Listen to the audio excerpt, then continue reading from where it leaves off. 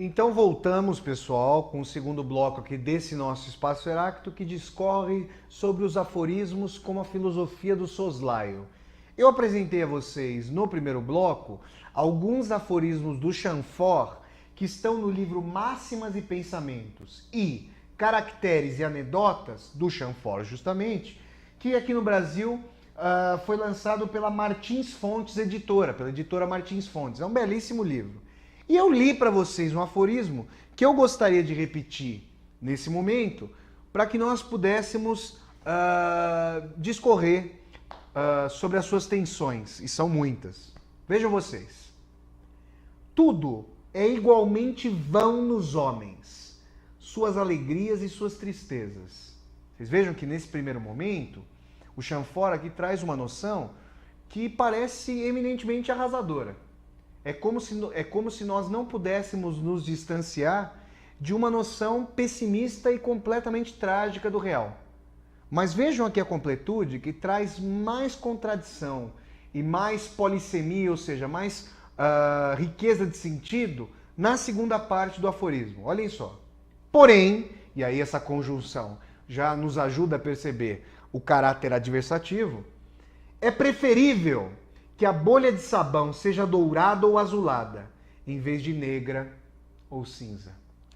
Pessoal, isso poderia ensejar, e eu gosto muito de perceber isso, dado que gosto da tradição de Walter Benjamin e Theodor Adorno, grandes teóricos, grandes pensadores, e eu diria, escritores da escola de Frankfurt, a escola filosófica da Alemanha, de meados das primeiras e de meados do século XX, das primeiras décadas do século XX e de meados desse século passado, em que se entrevia na particularidade, justamente numa particularidade poética, numa imagem que continha uma beleza, uma série de contradições ali fervilhantes e borbulhantes, para nós usarmos a imagem que nesse aforismo contém a noção da bolha de sabão. E vejam vocês, se tudo é vão nos homens, não haveria mais o que dizer. Que suas alegrias são vãs porque são finitas. E que suas tristezas, finitas como homem, parece que têm muito mais durabilidade, muito mais persistência do que os momentos efêmeros de alegria. Mas é curioso que, na segunda parte do aforismo, o Chamfort traz a noção de que é preferível ver a bolha de sabão, que é aquele elemento lúdico, o elemento da infância, o elemento da inocência, de uma noção de que não se conhece efetivamente o mundo, de forma dourada ou azulada, em vez de negro ou cinza. Vamos fazer uma interpretação ambígua, porque o aforismo comporta ambiguidade, desses termos. Será que nós estamos efetivamente prontos para nós vermos a realidade a contrapelo de qualquer expectativa ou esperança? Nós sabemos que a indústria cultural, os meios de comunicação conservadores e o status quo não têm interesse algum em retirar o substrato, nesse sentido muito vão e ideologicamente perverso, de expectativa ou esperança, ainda que a pessoa seja espoliada no emprego, na família, nas suas relações, a todo momento. Nesse sentido, existe uma crítica social ao edulcoramento da sociedade, a visão, digamos, poliana de uma realidade que é muito mais dura e encarniçada do que as mensagens vazias e completamente ideológicas, no sentido de falseamento da realidade, com relação ao que se espera da vida. Por outro lado, eu jogo essa leitura que eu estou fazendo, em sentido eminentemente de crítica social, e agora com uma configuração mais existencial. Será de fato possível viver sem a mais remota projeção de que é possível suplantar a dor? Será possível viver de fato, viver eu digo, se atrelar à vida e não simplesmente passar pelos dias de maneira coletivamente depressiva, com essa depressão prescrita socialmente, que tem muito interesse para o tipo de reprodução de sociedade que nós vivemos? Eu falo aqui de um apego efetivo à vida ou de uma tentativa de deixar de se deprimir, de ser comprimido, para se voltar para um projeto, para uma realização que diga respeito a um sentido que nós possamos projetar para a vida. Será de fato possível? vivessem esse colorido da bolha de sabão e se entregar ao charco de onde ela vem, ao charco da sabedoria de que se vai morrer, será que de fato é possível viver, inclusive, com a crença efetiva, radicalmente enraizada no corpo, de que não vai haver absolutamente nada após a morte? São questões que rasgam toda a história da filosofia, e esse singelo e profundíssimo aforismo do Chamfort traz para nós minimamente essas duas possibilidades de leitura. Eu não vou me estender exaustivamente, porque eu quero trazer para vocês, então, mais autores aforistas que, com seus soslaios, conseguem captar uma série de sentidos. Vocês perceberam que o Chamfort teve um tom irônico, risonho no primeiro aforismo sobre a calúnia, e depois trouxe uma densidade existencial mais pesada, uma coisa mais incômoda, para nós percebermos o edulcoramento por um lado em contraposição à dor existencial pelo mesmo, não pelo outro lado, mas pelo mesmo. E o nosso próximo aforista é o Karl Kraus, que é um escritor que foi se consagrar em Viena, um escritor judeu, nasceu ainda no século XIX e, eu diria até para a felicidade dele, morreu apenas 3 anos após o surgimento do nacionalsocialismo na Alemanha. Ele não assistiu ao Anschluss, à anexação da Áustria, mas pôde perceber em grande medida o perigo que poderia se espraiar com o nacionalsocialismo. O Karl Kraus vai morrer em 1936. E eu queria ler aqui para vocês esse livro, foi um belíssimo livro que eu comprei, até eu sempre marco, pessoal, a data de compra dos meus livros, tenho uma relação extremamente afetiva com os livros, e eu comprei esse livro em 2010, ele foi lançado no Brasil pela editora gaúcha Arquipélago Editorial, e o livro se chama Aforismos, aqui do nosso Karl Kraus. E eu gostaria de ler para vocês 2 aforismos dele que estão entrelaçados. Vejam vocês, aqui o primeiro. O masoquismo, e o Kraus aqui põe a palavra masoquismo entre aspas, o masoquismo é a incapacidade de ter prazer de outra forma, a não ser na dor, ou a capacidade de tirar prazer dela. Repito, uma pergunta. O masoquismo é a incapacidade de ter prazer de outra forma, a não ser na dor, ou a capacidade de tirar prazer dela? E aí, pessoal? O que vocês, se vocês estivessem aqui como os meus convidados, quando eles estão presentes aqui, o que vocês me diriam? Eu, se fosse conversar com o Karl Kraus, colocaria para ele o seguinte: Kraus, será que nós não poderíamos, para nós sermos, eu vou me considerar aqui um espirituoso nesse sentido, para nós sermos espirituosos em relação ao seu aforismo, será que nós não deveríamos retirar o ponto de interrogação e retirar a conjunção alternativa e colocar a conjunção aditiva e? Vejam vocês, a pergunta do Kraus, eu volto a ler o aforismo, é: o masoquismo é a incapacidade de ter prazer de outra forma, a não ser na dor? Ou a capacidade de tirar prazer dela? E aí eu transformaria essa pergunta em uma afirmação e a alternativa em uma adição. O masoquismo é a incapacidade de ter prazer de outra forma, a não ser na dor, e a capacidade de tirar prazer dela. Aí vocês vão falar: mas Flávio, não conseguir ter prazer a não ser na dor e retirar prazer através da dor são 2 atitudes eminentemente contraditórias entre si. Isso não é possível de uma maneira racional. Pessoal, se vocês, aqueles de vocês e aquelas entre vocês que me fizerem essa colocação, não leram Fyodor Dostoiévski, não leram Nietzsche, não leram Marquês de Sade, entre outros autores, e talvez não tenham vivência suficiente para saber o turbilhão de contradições que constitui o humano. O masoquismo é, sim, em grande medida, a impossibilidade de ter prazer a não ser com a dor, mas também a possibilidade de aferir um grande prazer através dela. Essa contradição é exacerbada profundamente em um tipo de sociedade como o nosso, que esmaga as características mais próprias de todos e cada um de nós, para que nós façamos atividades completamente alheias à nossa vontade. Sociedade que nos contrapõe, de modo a nos lançar uns contra os outros. Essa é uma frase, eu diria, epigráfica, sintética ao extremo, em relação aos conflitos que nós passamos desde as relações mais tenras do cotidiano até as decisões e esferas mais gerais da nossa vida.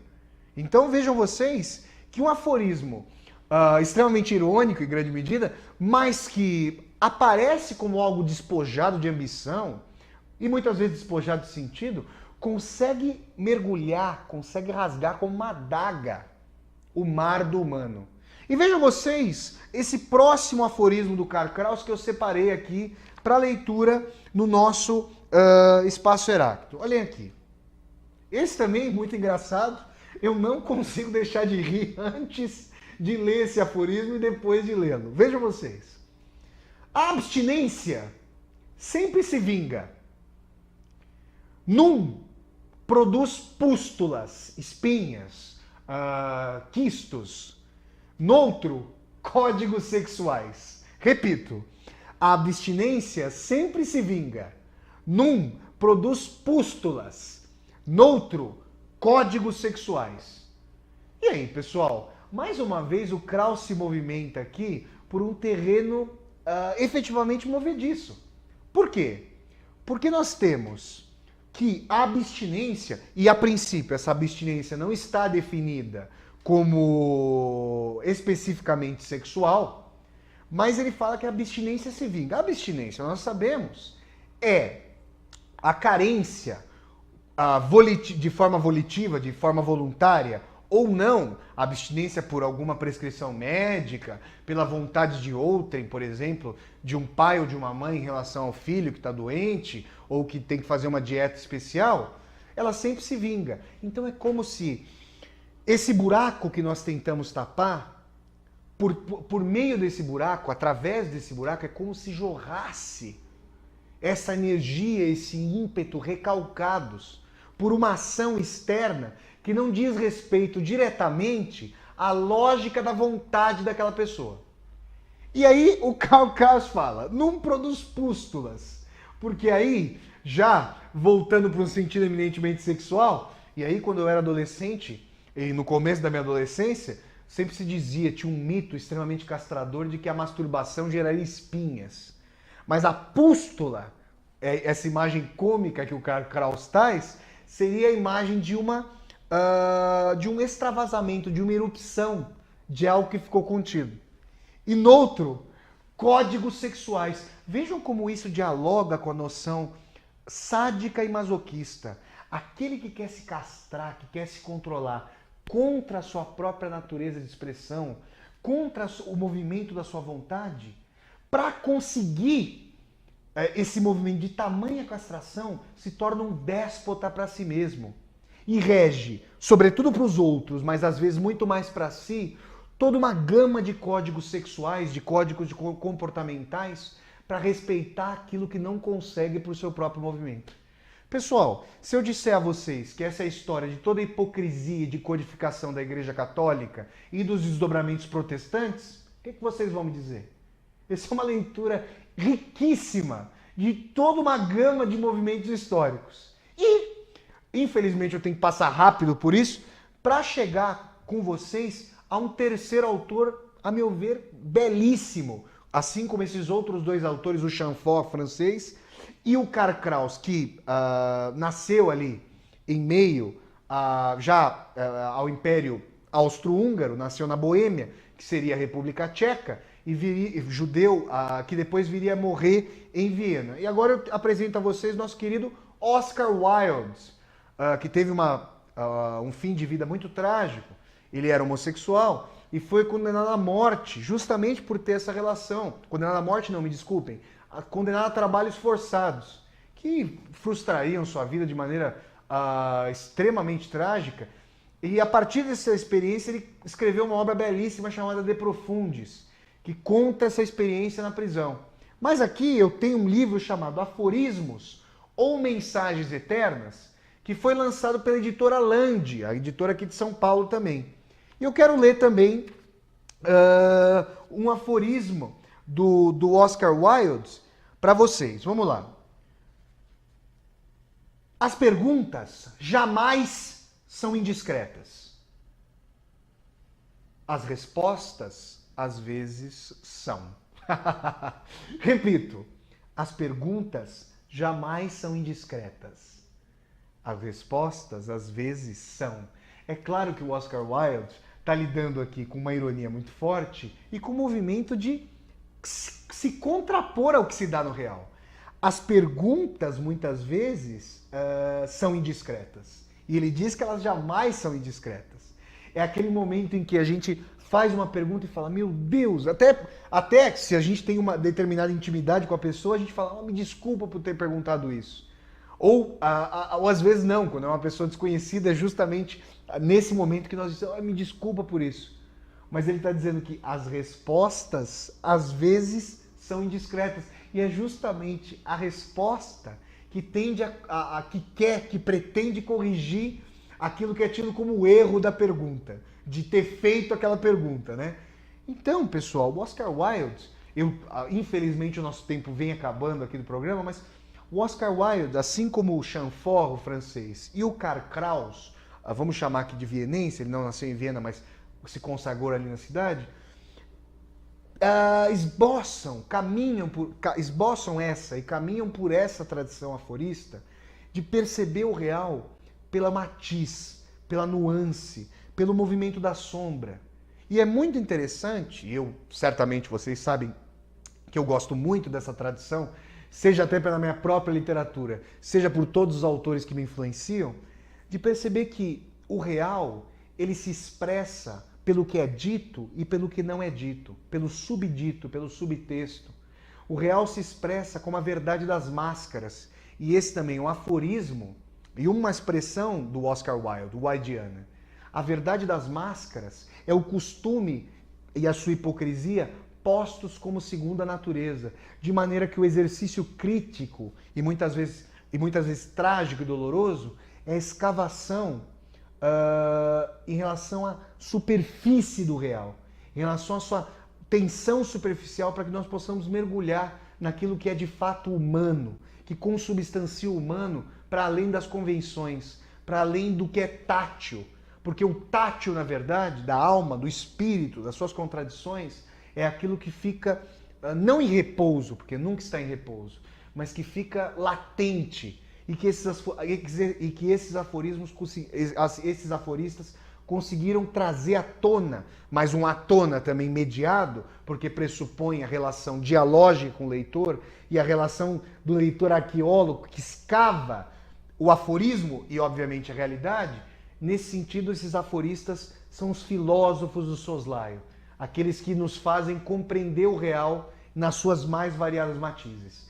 Então, pessoal, eu fico aqui por hoje, nesse nosso debate aforístico, e convido vocês a acompanhar o Espaço Heráclito nas nossas 3 fontes, Portal Heráclito, YouTube e TV UOL, e convido vocês até a próxima para continuar nos acompanhando na próxima segunda-feira aqui na nossa TV Geração Z. Então, um grande abraço e tchau, tchau, gente!